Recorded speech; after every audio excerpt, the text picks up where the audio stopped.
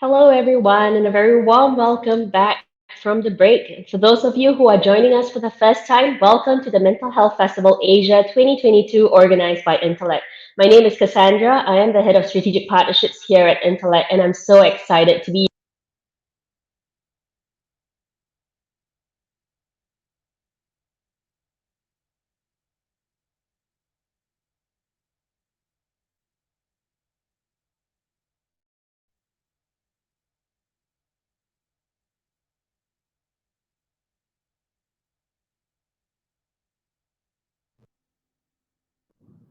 Right. All right. So, for those of you who are not familiar with us, Intellect's mission is to make mental health care and well being support accessible for everyone. And we have been engaging in very insightful conversations with various players in the ecosystem the whole of yesterday as well as this morning. Now, for today's session, we will be deep diving into the topic of suicide prevention, the myths, misunderstood, and moving beyond misconceptions. Just a gentle note as we engage in thoughtful dialogue around important issues like this, some content may be particularly sensitive and emotionally challenging. So, if at any point you feel uncomfortable with the topics discussed, please feel free to reach out to your local mental health support. Now, a little bit about why we're talking about this. I think suicide is a topic that many of us are still very unfamiliar with. Through this session, we really want to understand what is fact, what is fiction, and what are the current suicide prevention landscapes, and how we can all work together to support those in distress. And taking us through this very important agenda today is our speaker, Mr. Jasper Tan. He is the Chief Executive of Samaritans of Singapore SOS, Singapore's lead agency for suicide prevention. Jasper has worked over 3 decades leading and growing companies of all sizes, from multinational corporations to startups. So please feel free to drop in any comments or questions throughout the session in the panel on your right, or if you want to drop some reactions on the spot at the bottom panel, you also see an emoticon icon there, so you can also drop in any immediate reactions. And we will have some time for Q&A with Jasper later. So, Jasper, welcome. Thank you very much for joining us today, and I'm really looking forward to this session. I'll hand over the time to you. Yeah, good afternoon, and I hope all of you have a good lunch.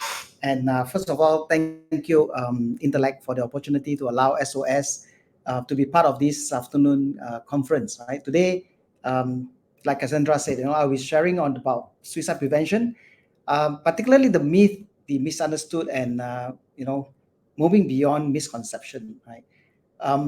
Before we discuss the myth and misunderstood of the suicide, let us understand a little bit more about what is suicide and why is it so important to talk about it. Quickly, suicide is death caused by injury oneself with the intent to die. The World Health Organization estimates that each year, approximately 1 million people die from suicide. And that translated to, globally, a mortality of mortality rate of 16 people per 100,000 population, right?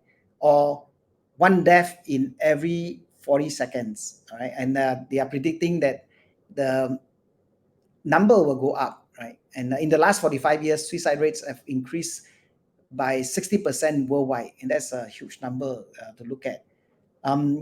Suicide attempts are also up 20 times more frequent than completed suicide. So more people are doing self-harm now, um, and going through the pain, right? The other thing is that I want to highlight is that youth suicide is increasing at the greatest rate during this time. And Yeah, so that's a quick perspective of suicide and why is it so important that we want to talk about it. Some of you may be wondering, who is SOS and what do we do, right, as a suicide prevention agency, right? Samaritan of Singapore, or we call it SOS in short, is the only suicide prevention agency in Singapore since 1969. So we have been in existence for 53 years. We dedicated to providing confidential emotional support to individuals facing crises, thinking about suicide or affected by suicide. We are actually a secular and non-for-profit organization. we provide integrated approach to crisis prevention, intervention, and post-vention with our services and programs. These are the three main segments of services that we offered. In prevention work, that is on the left column, number 1. We conduct professional trainings programs, and also actively reaching out to community partners in various collaboration, including providing critical incident debrief and case consultation. In intervention, which is in column 2, we have our crisis hotline and care text. Care text is a text messaging service on WhatsApp operating 24 hours, 7 days a week, and 365 days a year. We never stop, even on festive season or holidays, right? We also offer crisis support and specialist counseling as our intervention programs. Recently, we started a pilot group support called Light in the Dark, targeting suicide attempters, right? And we hope to grow this service towards the end of the year. And the other major part of our service, which is the post-vention work, and in the column 3, post-vention services that we offered is actually targeting at suicide survivor, right? And suicide survivors are people who lost their loved ones to suicides, right? So basically, that's what we do. And earlier we talked about suicide in general and worldwide, right? And now let us have a quick look at the suicide landscape in Singapore, particularly for the last 5 years. You can see that from this chart, from 2017 to 2020, there was a rising trend on overall suicide rate, but in 2021, it dropped slightly to 378 cases. I would attribute this to the collaborative intervention and prevention work of government and community partners, right? Even during COVID period, pandemic period, there are a lot of emphasis in this area to address the mental health of individuals. Of the 378 cases, male accounted for 68.25% of the cases, right? This percentage is quite close to the percentage of male suicide worldwide. And we also observe that suicide remain the cause for highest number of death among the youth aged between 10 to 29 in Singapore. The other concern that we have was there was an increase in suicide death among youth aged 10 to 19 in 2021 versus 2022. Versus 2020.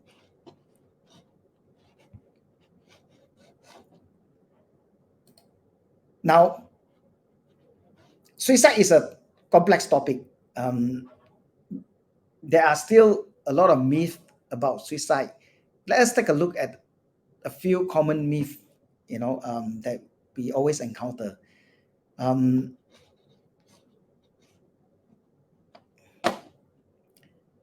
Okay, take a quick poll, right? Suicide is only experienced by those suffering from mental health. What do you think? Is it true or false? And the next one, I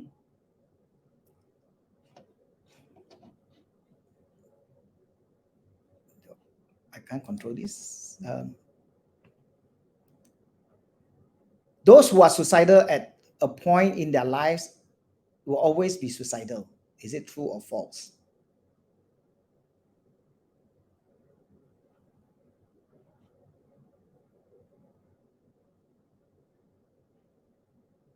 And the third one will be,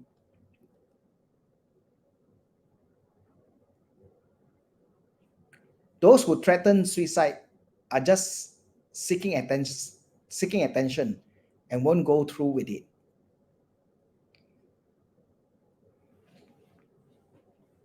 Let's take a look at what do you all think.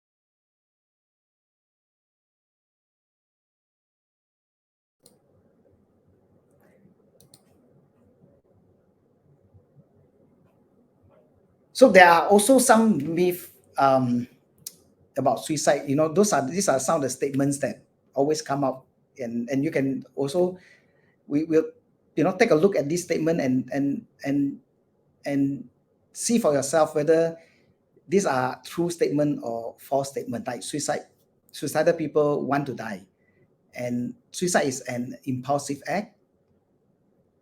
If someone is intent on ending their lives, there's nothing we can do.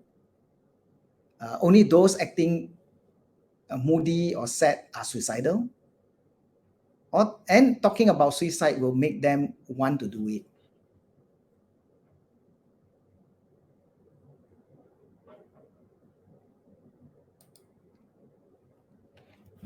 So just to clarify, and to just um, give you a right perspective, right, or the few myths that I posted just now. Suicide is an impulsive act. We actually it's not, right. You can look at this slide that I put the explanation. While there are exceptions, the decision to take one's life is often developed over time, right, and through deliberation. And talking about suicide will make them want to do it. Talking about suicide is actually encourage them to do nothing more than communicate. And most often than not, we always encounter that when we talk about suicide, it actually encourage people to seek help, right? And the third one, only those acting moody or sad are suicidal. Actually, suicide does not have a specific outlook, right? Uh, those who may be struggling can be very quiet. You may not know it, or they can express a wide range of emotions, including being happy and joyful. And you don't even notice it, right? If someone is intent on ending their lives, there is nothing we can do. This is also another myth. Feeling actively suicidal is often very temporary, and it is a way where they want to end their pain. It's not actually want to end their life, right? So if someone is experiencing suicidal thoughts, be patient with them, stay with them, and just let them know that you are there, and let them open up, and talk through the situation. And when you have the opportunity, refer them to the right resources for help, right? And of course, the fifth question I posted just now was that suicidal people want to die. Actually, suicidal people do not want to die. They just want to end their pain at that point in time. So if we can help them to live through that moment, we can actually save a life. So now coming back to the poll that we have just now, right? You all did a poll. Hang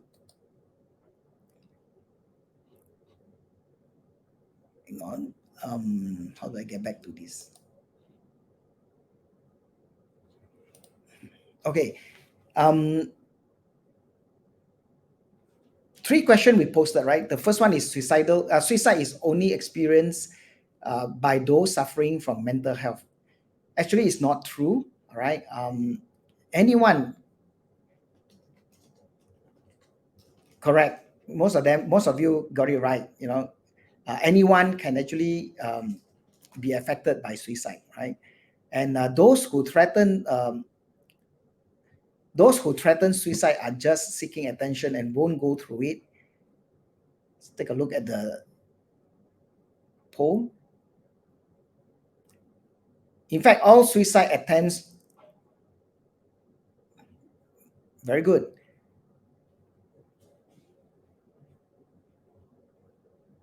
In fact, all suicide attempts should be treated as though the person has the intention to die. So any prior suicide attempts may be a rehearsal or a cry for help. So if you heard or you've seen someone with a suicide attempt before and they're still struggling through their life, help them. There are so many available resources now in Singapore that we can always reach out to, or you can also contact SOS. Right? And of course, the third question is those who are suicidal at a point in their lives will always be suicidal.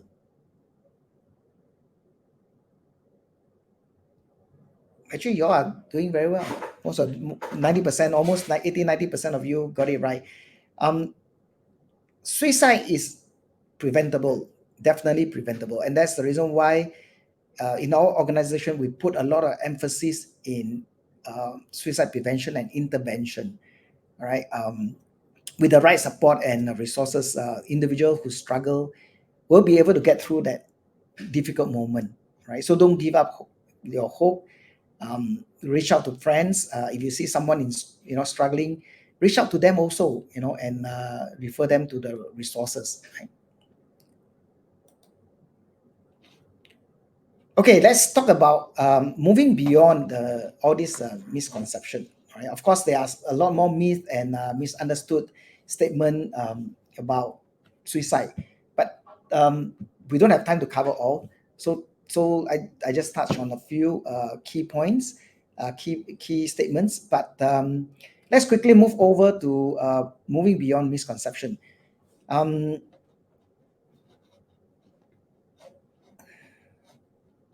Hang on, where's my cursor?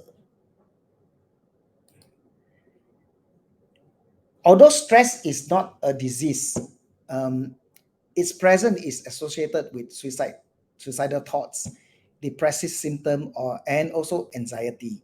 And research has shown that stressful life events have been consistently identified as a risk factor for suicidal behavior, as they often precede a suicide attempt, right?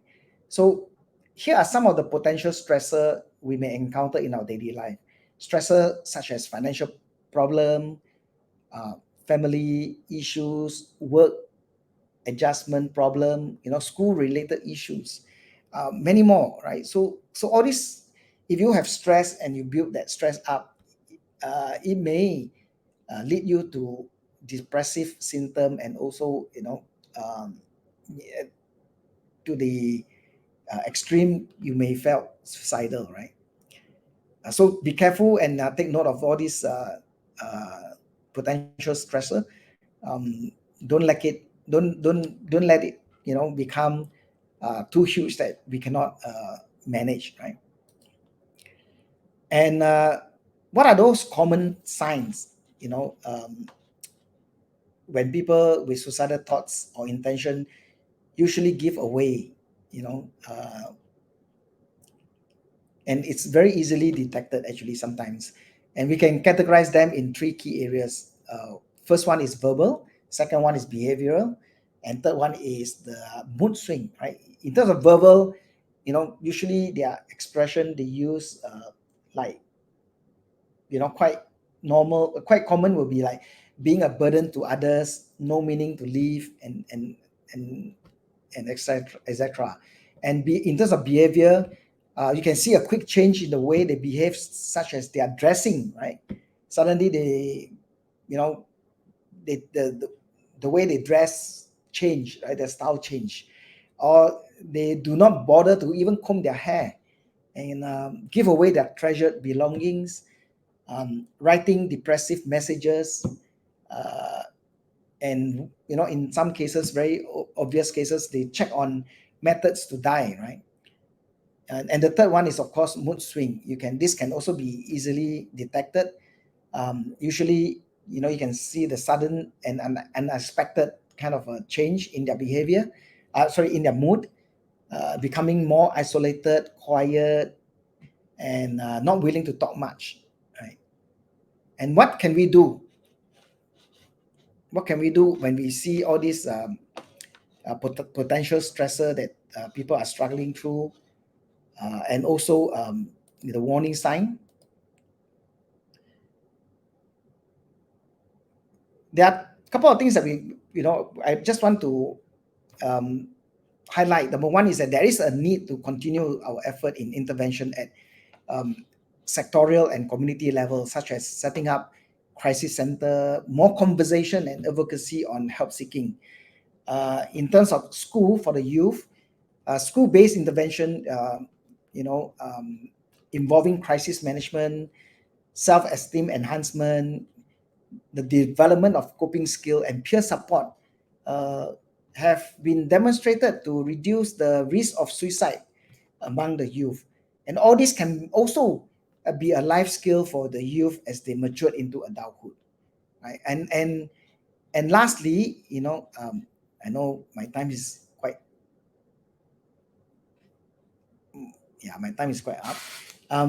Lastly, at SOS, we believe in sectorial and community-based approach to suicide prevention, and we have some very popular initiative available to partners and to public also, such as our Be a Samaritan program, which is a first responder program, is to basically teach people how to identify people in crisis or struggle through their mental condition, and how do you engage them, strike conversation, and talk to them, and also how do you then refer them to the right resources for help. And we launched this just beginning of this second quarter of this year, and thus far we have trained about 700 people in this program. And the second one is Chat Safe. Chat Safe is a program where we hope to equip and educate youth in building their online resilience. Social media is a big thing now, and a lot of youth are engaging in social media. And I think social media is part of our life now, right? Every day you go on WhatsApp, you go on Facebook, Instagram, and things like that. And sometimes you see negative emotion messages, self-harm messages. And how do you respond to all these, right? And how do you build that online resilience and also encourage a positive response, that can help these people who post all these negative messages. So this is our second program that we partner with a lot of partners, and also we educate the public.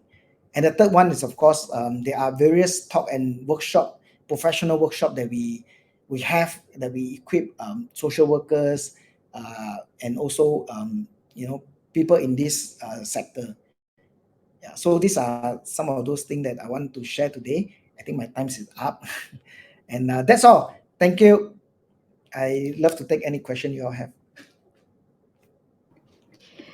Thank you very much, Jasper. I think though we overran a bit, it was a really important session that we needed to have. I think we have time for just one question, and I think the most upvoted question now is: should we talk to our youths about suicide preemptively, or should we not put that thought in their heads if possible? Because you showed that statistically we are seeing that the suicide is still one of the biggest reasons for deaths in youth. So if it's the former, that we should talk to them about it, how do we even start having such conversations? Good question. I think so. I just want to put in perspective this question. You're not talking about public speaking, right? This one, right? No, I Public think like individually, maybe as parents or individually. friends. Yeah, I think individually, I think it's important that, and like I shared earlier, talking about suicide will not lead you to or will not lead the person to become or to take their own life, right, or take action on themselves. But it actually encourage help seeking, but you must do it in a proper manner. For example, you of course, all this talk, you need to start building a trust, right?